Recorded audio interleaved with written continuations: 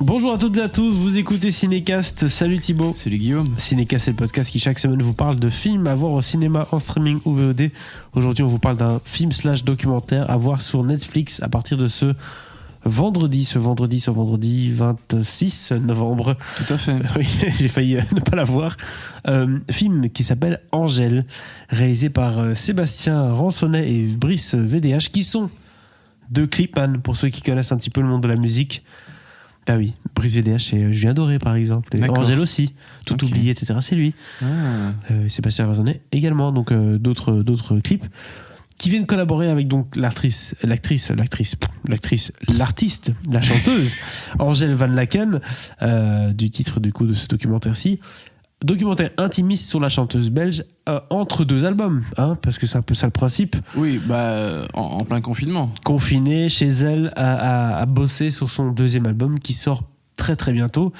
On n'a pas encore 95, c'est ça le titre de l'album. Je ne sais plus du tout la date. Ce qui est bien, c'est qu'on ne doit pas le traduire, tu vois. C'est vraiment littéralement 95. 95, mais il est marqué 95 sur la pochette. Ouais. Elle l'écrit en lettres, ça c'est beau. Voilà. Je propose qu'on s'écoute un petit extrait de la bande-annonce. Chaque fois que j'allume cette caméra, j'ai une gueule horrible. Ça a été tellement vite. Et en même temps, je me demandais, mais qu'est-ce que je fous là? Pourquoi moi? J'ai donc développé cette fille-là, une version améliorée de moi-même. Un mélange de tous mes fantasmes. Aujourd'hui, seule la réussite est devenue une envie. Avant, j'étais libre. Le texte à l'époque, c'était tellement de la merde.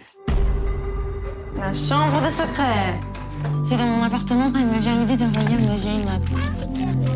Avec un père chanteur, une mère comédienne et une place dans ma famille où je crois que j'ai toujours eu besoin de leur prouver des choses, que j'étais pas juste la petite fille. Mais non, je te rassure, Angèle, tu n'as pas de sale gueule avec cette caméra. Tu es toujours très très belle. Donc, Angèle, documentaire. On va pas se le cacher. J'aime bien Angèle. Hein. Attention, j'aime beaucoup l'album Brawl et j'attends le prochain avec impatience. J'ai hâte d'écouter les chansons et je trouve que Bruxelles je t'aime, c'est plutôt assez catchy. Donc voilà, jusqu'ici c'est validé. Attends, j'ai une question avant que tu poursuives. Est-ce que c'est tout le bien que tu vas dire d'Angèle là ou il y a d'autres choses qui vont suivre? Non, je trouve que c'est pas quelqu'un de désagréable. Non. Oui, mais je pense parce que je sens le docu. Oh, ça va chier. Bah non, c'est pas ça, mais c'est que je trouve que c'est un peu vide en fait. Je trouve que ça plaira aux gens qui vont aller voir son Instagram tous les jours pour suivre Angèle. Mais est-ce que ça plaira à quelqu'un qui n'a rien à voir avec Angèle, qui veut avoir un documentaire sur une artiste ou quoi que ce soit? Non, c'est pour les fans, c'est pour les gens qui l'aiment et qui veulent du coup suivre un peu. Ah tiens, Angèle, qu'est-ce qu'elle a fait? Est-ce que je peux écouter un truc de son prochain album? Est-ce qu'elle va me parler de sa famille, sa mère?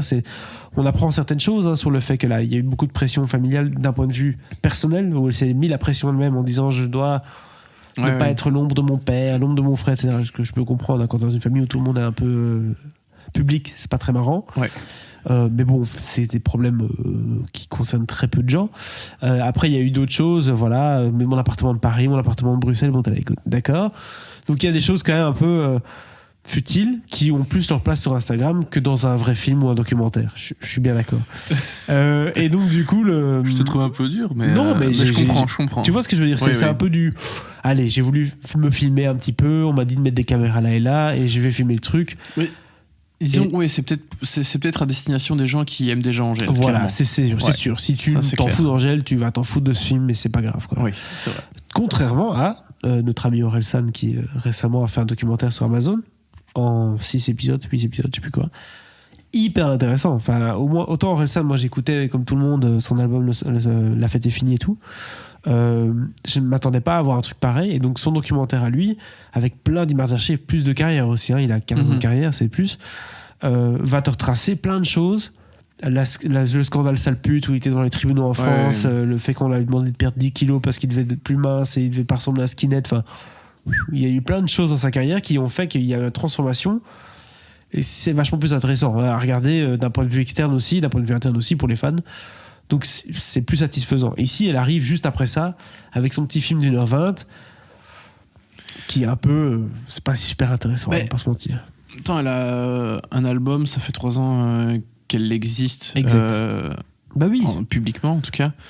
Et donc oui, forcément, c'est clair qu'il y a moins de choses. Un peu tôt. Donc quand tu la vois ouvrir ses carnets de chansons chez elle, tu la vois lire ce qu'elle a écrit il y a des années.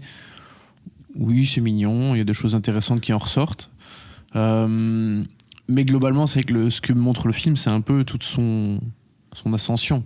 Oui, voilà. C'est comment elle a démarré, d'où ça vient, forcément sa famille d'artistes. Donc pour tous les Français évidemment qui connaissent absolument pas Marca et Laurence Bibot, peut-être qu'ils vont trouver ça un peu plus intéressant. Attention, c'est pas non plus des références en Belgique. Hein. C'est pas, Marca, ça va, mais c'est pas. Ah non, je veux dire plus Laurence Bibot. Oui, tu vois, c'est des gens de théâtre, principalement un peu de télévision pour elle, en tout cas.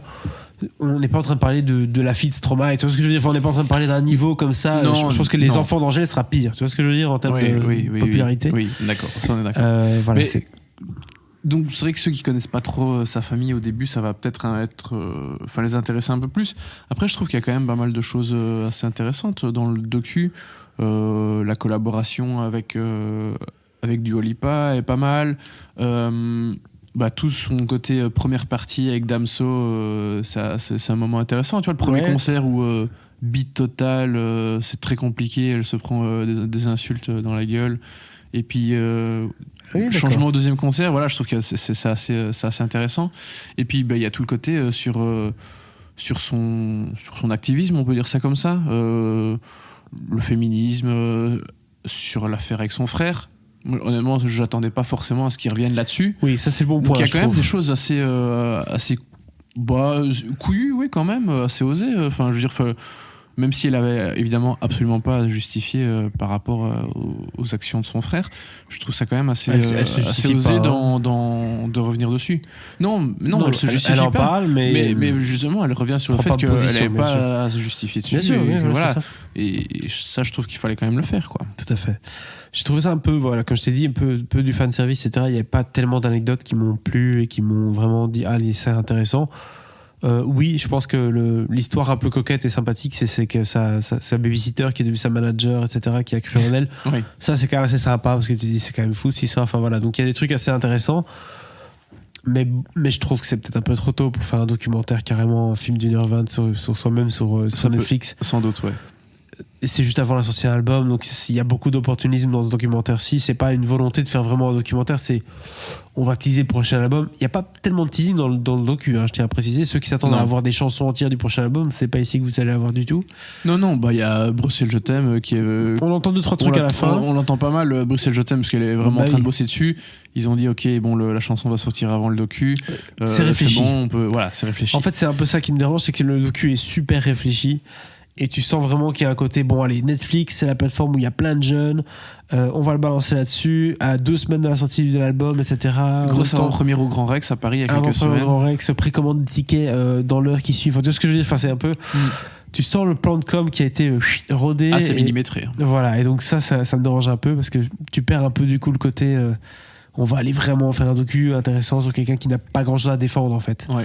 Mais en fait, je pense que le problème est pas tant dans le fait que, ça réside pas tant dans le fait qu'elle soit en début de carrière, qu'elle ait fait qu'un album et quelques concerts, beaucoup de concerts, parce que il y a eu un docu sur Billie Eilish l'année dernière sur Apple TV+. Ouais. Elle a pas sorti beaucoup plus d'albums, elle reste en début de carrière, et je pense que c'est plutôt dans le fait de comment aborder les choses. Ouais. Comment en parler et avoir un bon réal et de bons monteurs derrière, quoi. Bien sûr, mais donc dans Billie Eilish, il y avait un truc qui était assez intéressant, c'est que Billie Eilish n'a pas le même parti pris qu'Angèle. Tu vois ce que je veux dire, Angèle, c'est un peu la représentation idéale de la jeunesse d'une jeune fille qui est très jolie, qui est blonde, etc., qui chante des chansons un peu virevoltantes. À côté de ça, la Billie Eilish qui fait bad guy et qui, avec son frère, dans une espèce avec ses cheveux, son truc. C'est clair que ça vend moins, c'est moins, tu te dis directement, c'est pas le truc qui va plaire à tout le monde, et ça plaît à tout le monde, et c'est vraiment la révélation qui sort un peu de nulle part. Tu vois ce que je veux dire, Angèle, de base, c'est déjà un peu travaillé, Angèle. Tu vois ce que je veux dire, déjà son premier album, etc. C'est quand tu vois les collaborateurs avec qui elle a bossé, c'est des gens qui ont de l'expérience dans la musique, qui ont clairement été le projet Angèle, tu vois. Ouais. D'ailleurs, elle le dit elle-même, mais Angèle est une personne qu'elle a créée. Elle dit, je m'appelle Angèle, mais il y a une autre Angèle qui est celle que je joue, celle que je... Voilà. Et donc il y a déjà ce côté un peu il y a moi et il y a la marque, tu vois. Et donc c'est ça un peu le côté qui m'a un peu dérangé, c'est qu'on sent l'opportunité business derrière très fort. Je comprends bien, je suis pas débile, hein, le cinéma est un business, mais voilà, ça me dérange un peu parce que alors, du coup ça perd un peu sa profondeur, on va dire ça comme ça. C'est vrai. Tu n'as pas complètement tort, Guillaume, mais visiblement son deuxième album sera un peu plus proche de ce qu'elle a toujours composé et au niveau paroles, etc. Donc, ce sera peut-être un peu moins populaire que l'était le premier album, qui était très bien d'ailleurs. Mais ça me dérange pas que ce soit populaire, il n'y a aucun problème avec ça. Oui, j'entends bien. La plus-value d'un documentaire maintenant Netflix à 2 semaines de la sortie de son album, voilà, c'est un peu clair. Oui. Et puis surtout qu'il n'y a pas tellement de choses qui sont super profondes dans le film non plus. Voilà, donc très mitigé pour moi, 1 étoile, pas beaucoup plus. Mais toi, tu te diras? Bien. Bah, j'aurais dit 2 parce que je trouve ça assez convenu quand même. Et puis bon, voilà, il y a l'une ou l'autre chose qui sortent un peu du lot, mais oui, c'est pas un grand docu, ça on est bien clair. Écoutez, bah voilà, en tout cas, si vous avez vu le film sur Netflix, n'hésitez pas à nous partager votre avis dans les commentaires. Je suis sûr qu'ils sont très différents que le mien. Est-ce que tu crois qu'on va se prendre des commentaires putain. de haters, Oui. De fans C'est clair, d'Angèle? c'est clair. Vous vous appelez critique de film, mais... Oui, donc oui, ça c'est sûr. Donc, du coup... J'ai hâte. J'ai hâte aussi, allez-y. Enfin, cela dit, on a quand même hâte d'entendre le 2e album d'Angèle. Et ça, c'est ce que j'allais dire aussi. C'est le plus important. Bien sûr, go Belgium, comme on dit. N'hésitez pas à partager votre avis du coup sur ce documentaire dans les commentaires. Et si ce n'est pas déjà fait, à vous abonner au podcast sur la plateforme de votre choix. À très bientôt pour de nouvelles recommandations.